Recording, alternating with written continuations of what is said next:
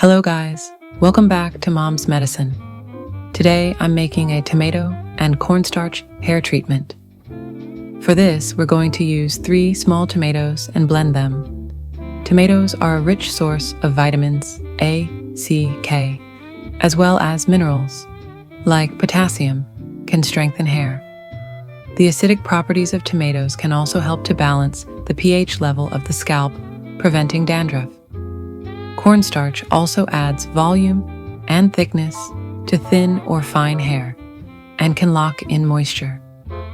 To make this treatment, you will need 3 small tomatoes, 4 tablespoons of cornstarch, 1 tablespoon of mint oil, 1 tablespoon of lavender oil, and 1 tablespoon of olive oil.